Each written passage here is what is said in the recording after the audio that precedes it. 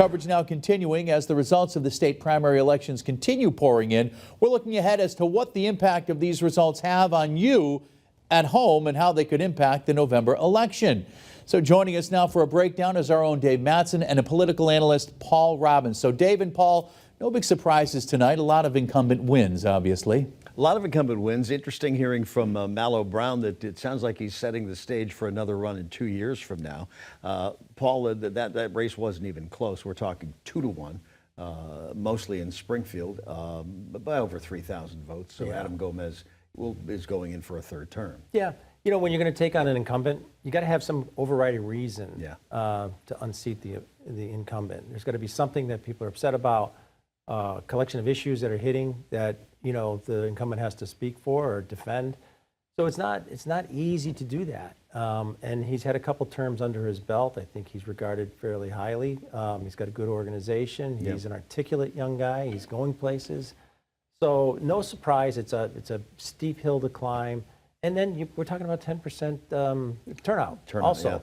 Yeah. Not that it would change the result, but these are really steep mountains to climb when you're running against an entrenched, you know, though young incumbent that, you know, is well liked in his district, obviously. And he, as you mentioned, he still is a Springfield City Councilor and Chief of Staff to Bud Williams, who defeated Johnny McKnight tonight.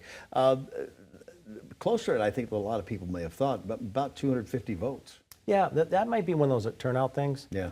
If you have 30% or 50% of people turn out, generally the polling, if there was any polling in a race like this, would be generally what you see at the result on the election day. 10%, that's a small amount. A lot of times people who are motivated against somebody will show up disproportionately. So I wouldn't read too much into it, but yeah, probably a little bit closer than he would have liked. So we look ahead to November. Adam Gomez and Bud Williams have no challengers in November. In Hampshire, Hampden, and Franklin counties, we basically got two races, two state rep races.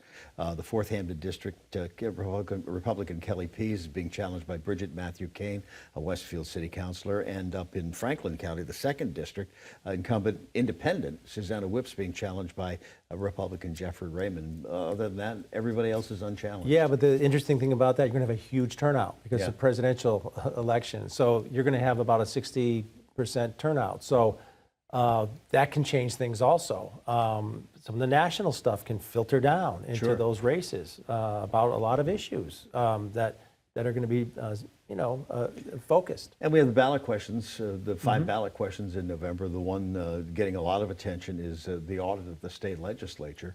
And we'll see what that does too, how much interest there is in those ballot questions, dropping the MCAS. I mean, we were talking about this, Massachusetts having such a progressive label, but the transparency is an issue. Yeah. And so that could be something that fuels people. They want more transparency. Let's audit the legislature. That might catch fire.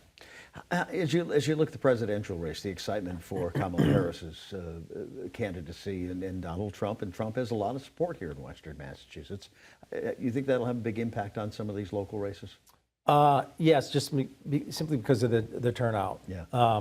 And there are places and pockets, there's a lot of Republican hill towns. Trump won a lot of Western Massachusetts. Yeah, so that affects the turnout in these other races where there is actually a challenger. So you can get some surprises there because the turnout, these are diehard votes coming up for Trump. You could say the same thing about Harris. So I think that added attention might change the result of a couple of them. All right, Paul, as always, thank you. Some good insight into the election. So, Chris, it's on to November.